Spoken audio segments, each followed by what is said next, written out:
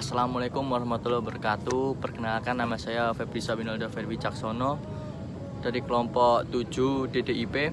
Di sini saya sebagai moderator akan memperkenalkan anggota kami, yaitu yang pertama Rizky Yulianto, saya sendiri, Hafsah Aulia, Diah Ayu, Ambrosius, dan Jidan Alfi. Kami akan membahas materi tentang lembaga pemerintahan yang akan dijelaskan oleh Mas Rizky Yulianto.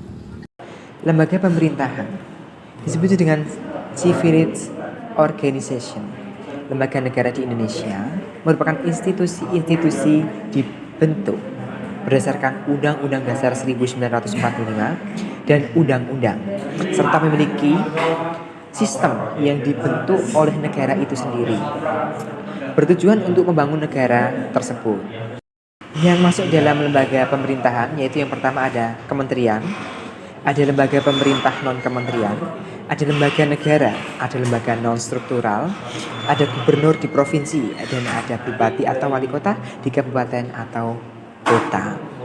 Di dalam lembaga pemerintahan yaitu terdapat dua instansi, yaitu yang pertama adalah instansi pusat, yaitu di dalamnya termasuk kementerian, lembaga pemerintah non-kementerian, lembaga negara, dan lembaga non-struktural.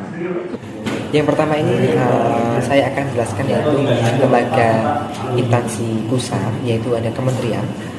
Itu pejabat setingkat menteri merupakan salah satu unsur dalam struktur organisasi pemerintahan pusat.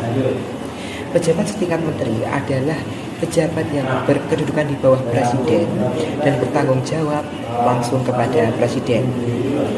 Pejabat setingkat menteri di negara Indonesia terdiri dari, yaitu ada berbagai macam, yaitu yang pertama adalah jaksa agung, ada sekretaris kabinet, ada kepala kepolisian negara Republik Indonesia, ada panglima tentara nasional Indonesia, ada kepala badan intelijen negara, ada kepala unit kerja presiden bidang pengamanan dan pengendalian pembangunan. Yang terakhir ada kepala badan koordinasi penanaman modal. Yang selanjutnya yaitu adalah lembaga pemerintah non-kementerian, yaitu merupakan lembaga negara yang dibentuk untuk membantu presiden dalam melaksanakan tugas pemerintahan tertentu. Lembaga pemerintahan non-kementerian berada di bawah presiden dan bertanggung jawab langsung kepada presiden melalui menteri atau pejabat setingkat menteri lainnya.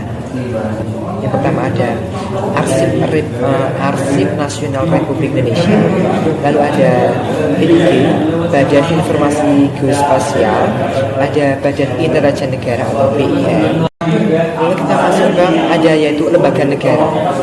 Pasca amandemen Undang-Undang Dasar, lembaga-lembaga negara di Indonesia terdiri dari, yaitu yang pertama adalah MPR atau Majelis Permusyawaratan Rakyat, ada Dewan Perwakilan Rakyat atau DPR, ada DPD, ada lembaga kepresidenan, ada MA, MK, KY, dan BPK atau Badan Pemeriksa Keuangan. Lalu ada lembaga non-struktural. Lembaga non-struktural diklasifikasikan berdasarkan beberapa indikator, yaitu sebagai berikut. Yang pertama adalah peraturan perundang-undangan yang mengamanatkan pembentukannya, yaitu lembaga non-struktural yang dibentuk berdasarkan undang-undang. Lembaga non-struktural yang dibentuk berdasarkan peraturan pemerintah. Ada lembaga non-struktural yang dibentuk berdasarkan peraturan presiden. Ada lembaga non-struktural yang dibentuk berdasarkan keputusan presiden. Yang kedua, yaitu ada urusan pemerintah yang berkaitan.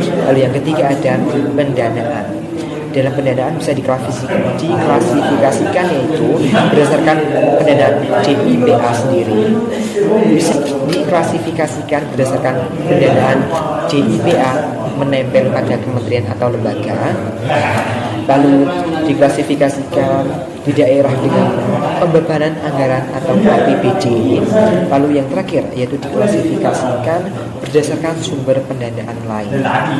Yang terakhir yaitu bisa dari perwakilan di daerah. Kita masuk dalam instansi daerah ya. Saya tadi katakan ada dua instansi, ada instansi pusat dan instansi daerah. Yang pertama di dalam instansi daerah yaitu ada sekretariat daerah. Sekretariat daerah merupakan unsur pembantu pemimpin pemerintahan daerah yang dipimpin oleh sekretaris daerah. Lalu kita ada sekretariat Dewan Perwakilan Rakyat Daerah, merupakan unsur pelayanan terhadap DPRD. Sekretariat Dewan Perwakilan Rakyat Daerah dipimpin oleh seorang sekretaris yang bertanggung jawab kepada pemimpin DPRD sendiri, dan secara administratif dibina oleh sekretaris daerah. Lalu yang terakhir ada lembaga teknis daerah. Lembaga teknis daerah yaitu lembaga dengan unsur pelaksanaan pemerintah daerah. Ya, tadi saya sudah menjelaskan berbagai tentang lembaga-lembaga pemerintahan. Dari itu kita bisa mengambil berbagai manfaatnya. Dengan kita mempelajari pemerintahan atau lembaga pemerintahan, kita dapat mengetahui apa saja bagian-bagian dari lembaga pemerintahan di Indonesia. Selain itu kita juga dapat mengetahui apa saja lembaga atau instansi apa aja, yaitu ada 2 macam tadi saya sebutkan di atas. Lalu banyak sekali bukan yang bisa kita dapatkan dari belajar tentang ilmu pemerintahan, yaitu kita pusatkan pada lembaga-lembaga pemerintah di negara kita. Jadi janganlah kita menjadi orang yang apatis. Kita tidak mau belajar tentang pemerintahan di negara kita ini. Demikianlah beberapa hal yang bisa kami sampaikan dan jelaskan dengan tema lembaga pemerintah. Semoga hasil presentasi kami hari ini dapat bermanfaat bagi teman-teman ke depannya. Saya atas nama Ambrosius Subanitit, mewakili kelompok 7, memohon maaf yang sebesar-besarnya apabila dalam presentasi kami ini kurang maksimal. Dengan ini, presentasi kami hari ini saya tutup. Terima kasih.